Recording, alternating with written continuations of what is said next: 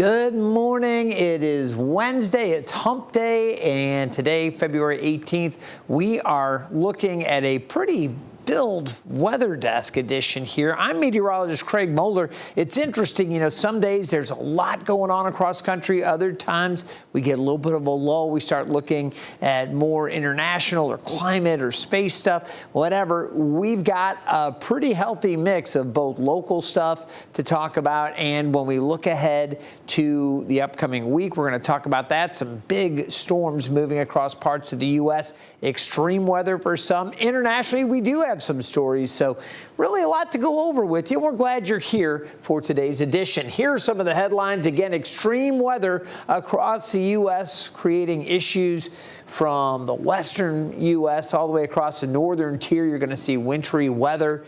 We've had snow shutting down part of a Nevada highway. We'll talk about that. In addition, there was a close call caught on dash cam, a tree falling, and you'll see that. We'll let you know where that occurred.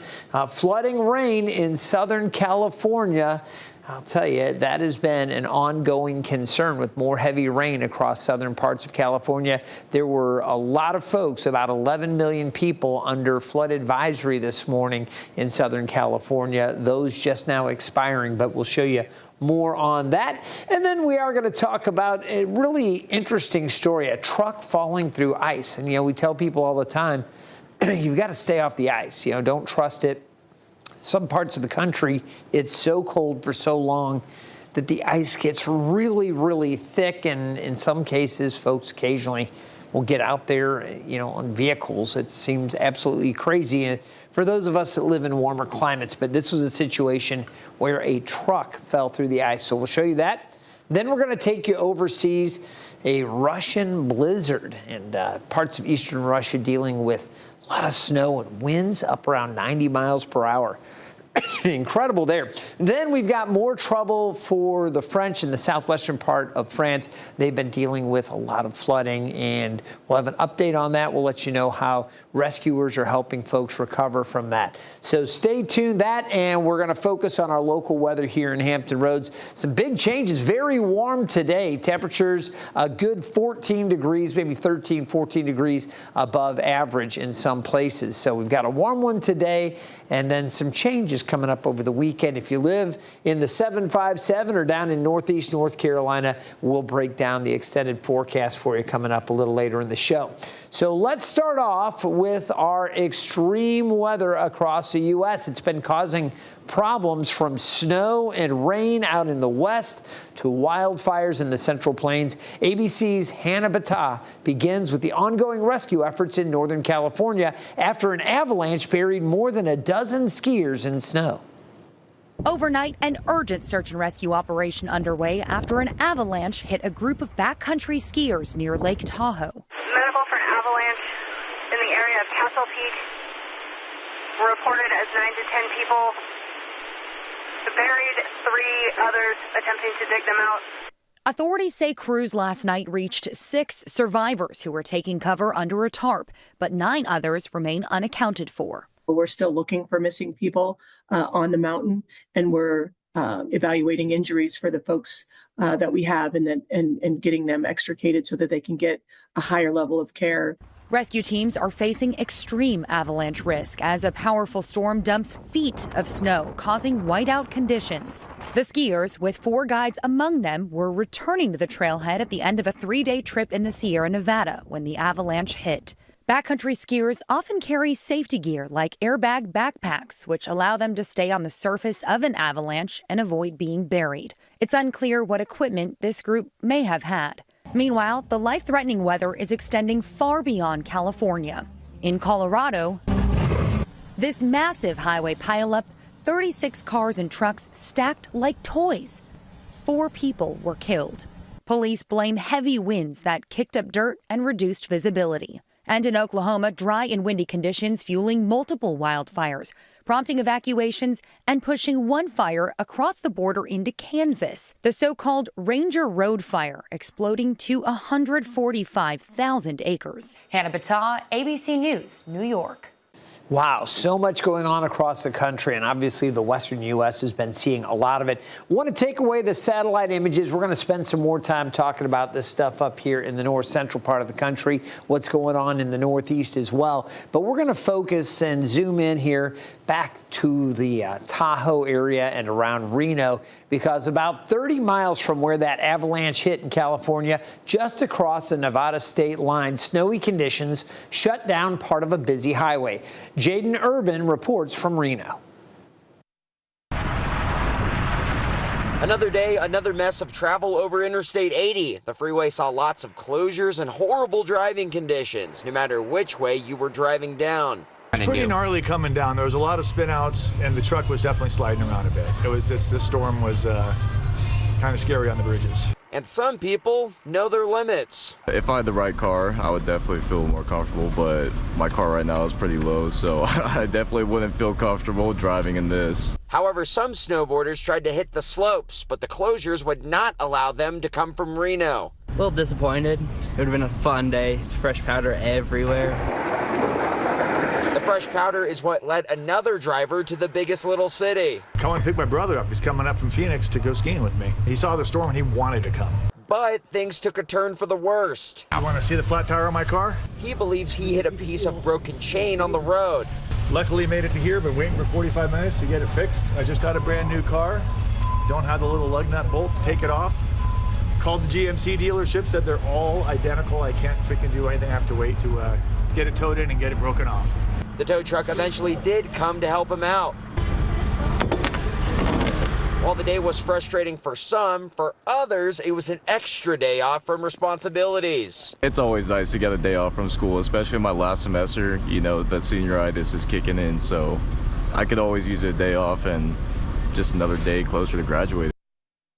I guess it's all about your frame of mind. At any rate, a lot of snow back there again around the California-Nevada border, and that report coming out of Reno.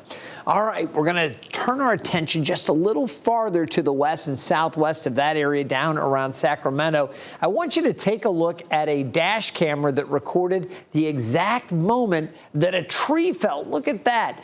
Back across Route 50 in El Dorado County. This is, again, about 30 minutes or so outside of Sacramento.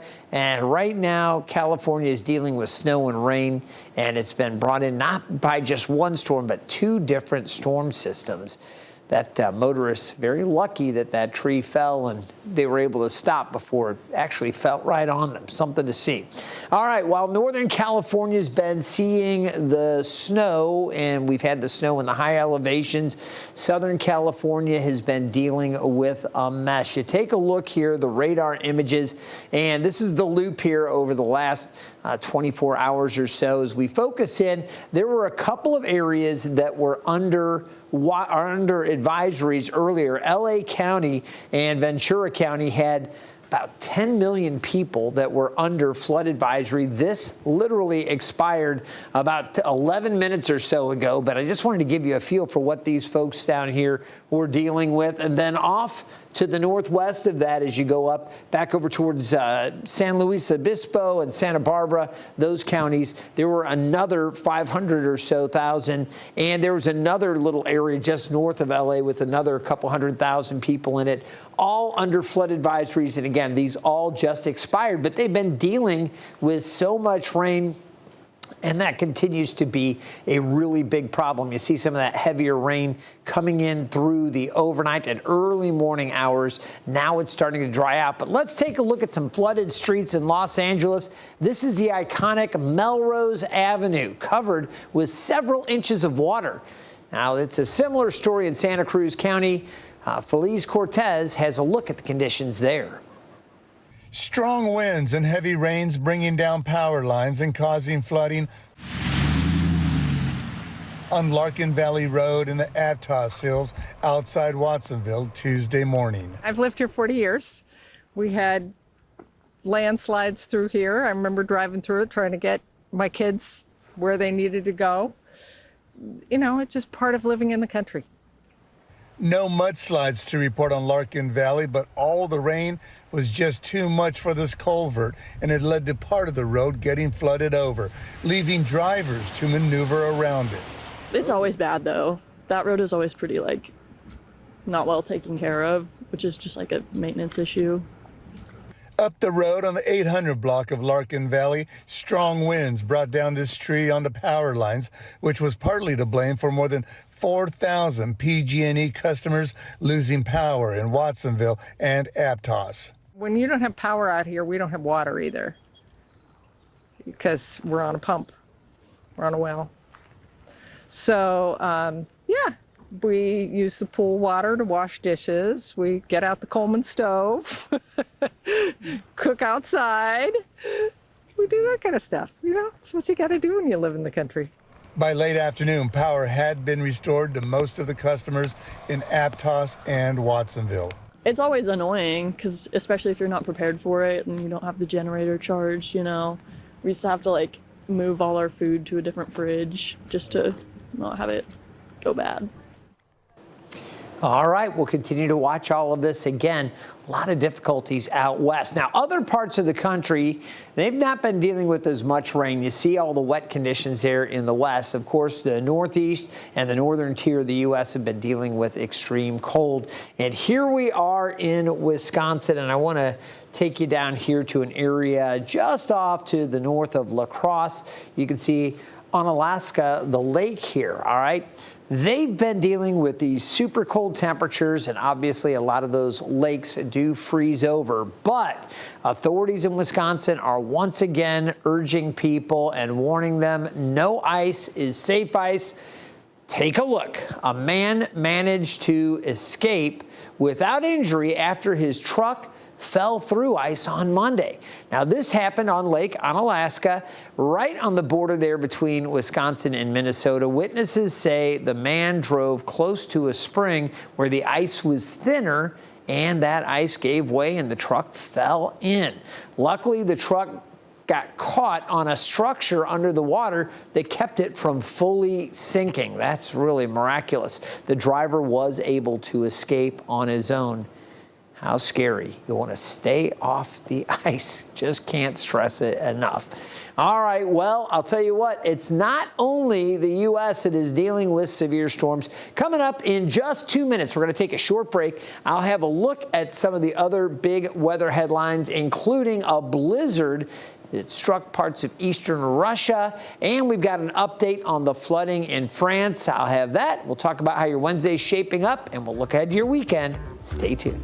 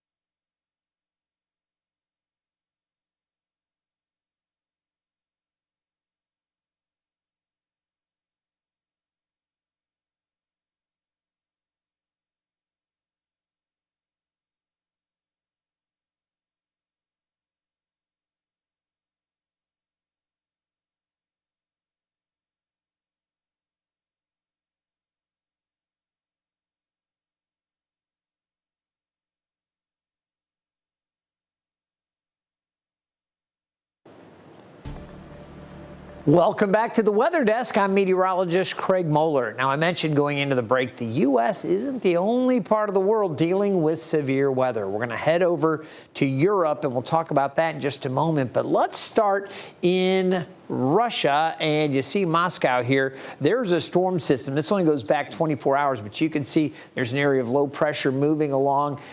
Pretty powerful winter weather. Check this out. It's a look at the snowy conditions in eastern Russia, where they had heavy snow and winds gusting 90 miles per hour, blizzard conditions forcing drivers to pull over in zero visibility. Public transportation and airports in that region also had to suspend services. What a mess they got hit. You know, you think about Russia and Siberia, some of these different parts of the former Soviet Union that deal with a lot of snow, but what a tough go they had there. As we take a look here in France, I want to direct your attention back to the southwest area, and you'll see Bordeaux right there. It's been a mess. They've been dealing with heavy rain and deadly flooding. This is a look at conditions near Bordeaux. And this is days after, I should say, this is after days of torrential rain. So far, we know at least 2 people have died. The storm also knocked out power to almost 1 million customers. And this is a look at first responders as they head out on small boats to try and bring supplies to those that have been completely cut off by the waters. And the threat isn't over yet. France is set to get another round of severe weather with more rain in the coming days. All right, that's what's happening over there. We're going to bring you back to the United States and talk some more about the weather going on here in the lower 48. You'll notice there's a frontal boundary here. We've got a warm front off to the north. Basically, what we're looking at, a couple areas that we will be monitoring, a couple storm systems that are producing different conditions. Warm air has been riding up from the south out ahead of this cold front. You see the warm front here, and this is nudging northward, but there is a lot of precipitation. You can see snow flying across portions of Minnesota back through the Dakotas, and then as you extend farther east, northern parts of Wisconsin there into the UP of Michigan, some heavy snow there. Northern parts of Michigan also seeing that heavy snow. Again, this is a product of moisture kind of overriding this front, comes into, gets that lift, and that moisture condensates, and then we get the rainfall, but you get up into that colder air and you do have some snow, and there's a potential for some heavy snow up that way. More rain extending back across the northeast part of Pennsylvania into northern New Jersey around the Big Apple today. New York City seeing some showers, and there's even some showers back across Connecticut and Massachusetts as well. Now out to the west, different story. We had that storm system come through, this front producing the rain out ahead of it. This is what produced some of that flooding we saw in L.A. and brought the flood advisories early this morning. That's now pushing south. San Diego's still dealing with some of that. There's a little bit of light snow to moderate snow up across northern sections of California. We're still seeing a little bit over the Sierras as well. But keep in mind, this area here in Utah, they've been in a bit of a snow drought, so they'll welcome the snow as this advances eastward, and they still need more snow back across Colorado as well. So those areas welcoming some of this snowpack, which they need for the spring melt and the runoff to fill those reservoirs and help supply water year round. So hopefully they'll get what they need. Now you can see there are numerous winter storm warnings out. The Wasatch Range here, parts of the Uintas also seeing winter storm watches. The Rockies obviously under, I said watches, warnings, winter storm warnings out for these areas shaded in pink. You can see still winter storm warnings out for portions of California into the Sierras.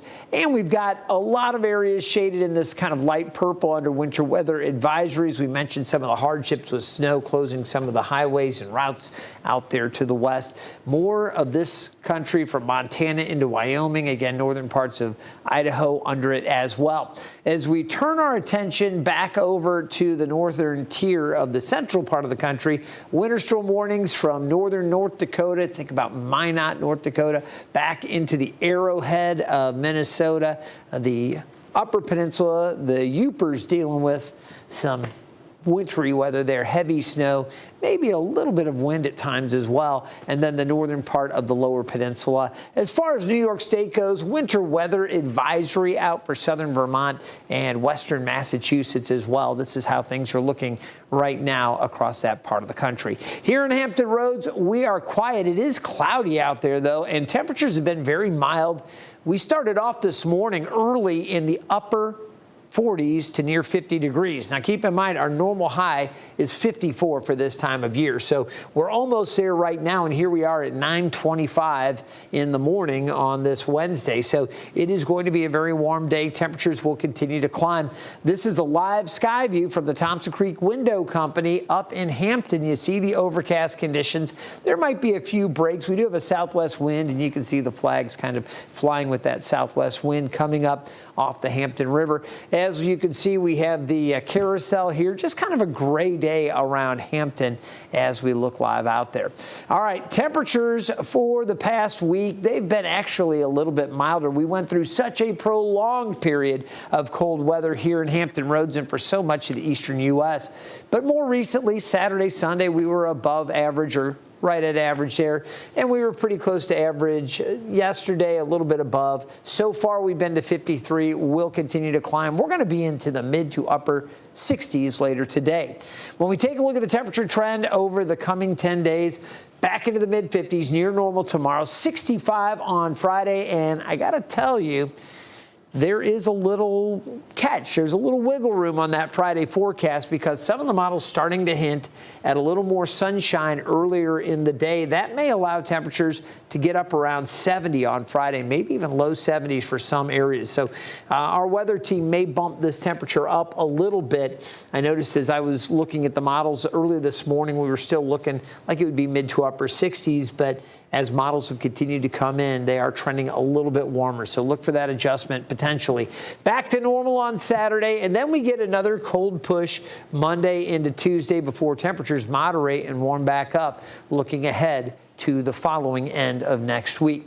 All right, as we take a look at the satellite and the radar images, we are dry. We've got the clouds out there now. Southwest winds, again, pushing our temperatures up.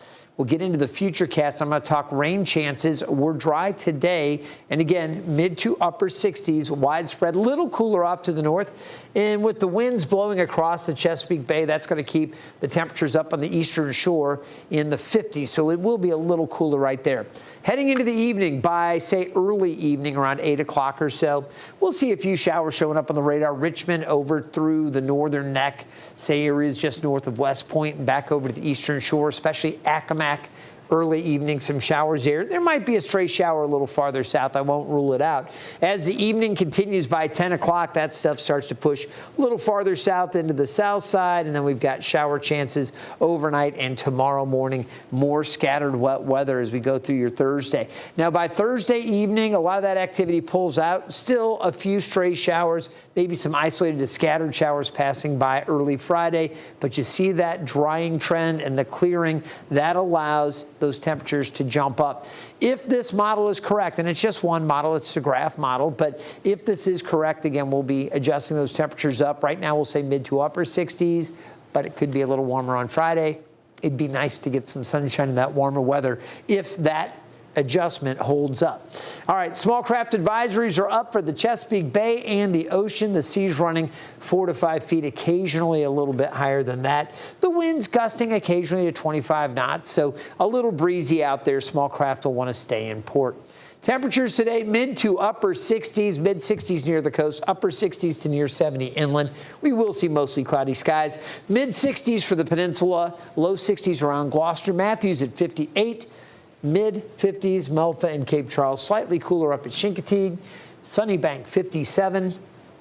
Down to the south, low 60s at the Outer Banks. Upper 60s to low 70s for northeast North Carolina. Tonight's low down around 49. Skies mostly cloudy. Look for those showers to develop later this evening.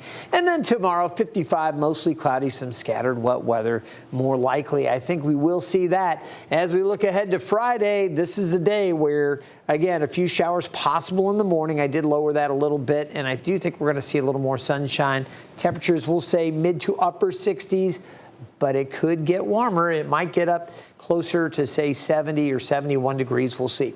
Scattered showers potentially again developing later Saturday, initially down south, but I think we'll see some more developing into Sunday. After that, cooler and drier air move in. We do drop those temps Monday into Tuesday. Wednesday will be okay, but starting to trend back up. And by the end of the week, those temperatures getting warmer once again. We'll look forward to it. All right, I want to remind you, you can always get the full forecast and get our radar access, get news updates, traffic updates. It's all available for you at our 13 News Now mobile app. If you scan that QR code, you'll go straight to where you can download that app. It's absolutely free and a fantastic resource. Really would love it if you would take some time to tell your friends about this show going on here on 13 News Now. Plus, I know some of you may be watching from YouTube. We love that as well. We have grown this audience. There are a lot of folks that tune in regularly for these. And again, it lives on 13 News Now Plus, so you can catch it throughout the day whenever it's convenient. So the more folks find out about it, the bigger it gets, and we get more and more resources poured into the show. And again, the growth has been amazing, and we just want to keep it growing and keep things moving. It's been awesome. Again, I'm meteorologist Craig Moeller. Thanks so much for joining us on today's edition of the Weather Desk. Be safe out there, and we'll see you next time.